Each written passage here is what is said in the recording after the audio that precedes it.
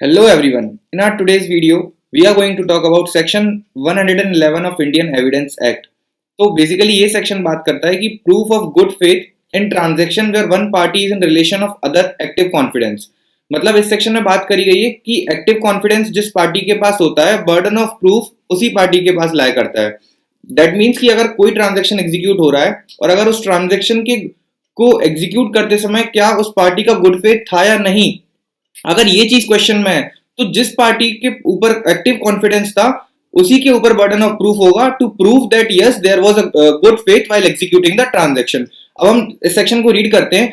As per section 111, proof of good faith in transaction where one party is in relation of active confidence, which means that when there is a question as to the good faith of transaction between the parties, मतलब अगर parties के बीच में good faith of transaction से related कोई question आ रहा है and also one of whom stands in to other in a position of active confidence, अगर दो पार्टीज के रिलेशन में कोई एक पार्टी एक्टिव कॉन्फिडेंस में है, in that case the burden of proving the good faith of transaction is on the party who is in position of active confidence। मतलब कि अगर गुड फेथ ऑफ ट्रांजैक्शन अगर question में है और दो पार्टी में से कोई एक पार्टी एक्टिव कॉन्फिडेंस में है, तो जो पार्टी एक्टिव कॉन्फिडेंस में है उसके ऊपर बर्डन ऑफ प्रूफ है to prove that the transaction was executed in good faith and there was no undue influence exercised or there was no duress exercised by that party who is in the position of active confidence।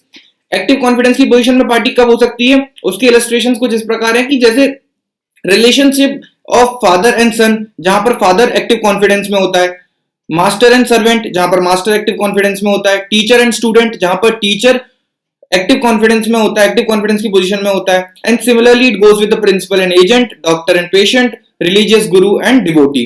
तो इन सब cases में अगर कोई transaction execute होता है, suppose अगर father कोई गिफ्ट एग्जीक्यूट, सपोज अगर सन कोई गिफ्ट एग्जीक्यूट कर रहा है इन फेवर ऑफ फादर, ठीक है, तो यहां पर अगर क्वेश्चन ये इस बात को लेके है कोर्ट में कि ये जो गिफ्ट सन ने फादर को दिया है उस गिफ्ट का ट्रांजैक्शन गुड फेथ में एग्जीक्यूट हुआ था या नहीं। हो सकता है कि फादर ने प्रेशराइज करके गिफ्ट लिया हो सन से, तो वो प्रेशर और वो गुड फेथ दिखाने के लिए और वो प्रेशर हटाने के लिए, ये साबित करने के लिए ये फादर को बताना पड़ेगा, ये बर्डन फादर के ऊपर है कि वो ये प्रूव करे कि नहीं there was a good faith while giving the gift of particular thing by the son. तो यहां पर क्योंकि एक्टिव कॉन्फिडेंस की पोजीशन में कौन था? फादर। तो फादर एक्टिव कॉन्फिडेंस की पोजीशन में है तो burden of proof is also on the father to prove that the transaction of gift is executed by the son in good faith. Similarly it goes with master and servant, teacher and student. अब यहां पर एक और देखने वाली बात यह है कि this section is basically introduced so as to ensure the protection to the other party. जो पार्टी किसी दूसरे के ऊपर निर्भर है, जो अगर जैसे फादर और सन के बीच में कोई ट्रांजैक्शन एग्जीक्यूट हो रहा है तो सन यहां पर फादर की सारी गाइडलाइंस पर यूजुअली डिपेंडेंट रहता है। तो इसीलिए उस रिलेशनशिप में in order to ensure the protection of son, in order to ensure the protection of the party who is not in active confidence, हम ये बोलते हैं कि burden of proof lies on the party who has the active confidence। अब example के तौर पे वही है जो भी मैंने आपके साथ डिस्कस किया, that when the gift is made by son in favor of his father and that is in question कि वो फ्रीली दी गई थी या नहीं, वो अनड्यू इन्फ्लुएंस तो फादर ने एक्सरसाइज नहीं किया। अगर ऐसा कोई क्वेश्चन आ रहा है on the execution of gift in favour of father, then the burden of proving the good faith of transaction of that gift is on father.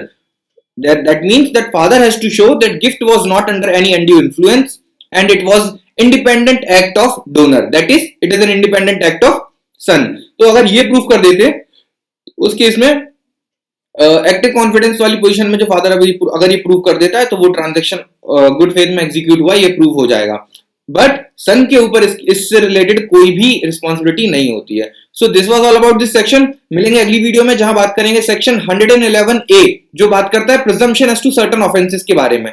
Till the time bye bye, take care. अगर आपको video पसंद आई है then hit the bell icon for regular updates and do subscribe our channel. Good bye, thank you.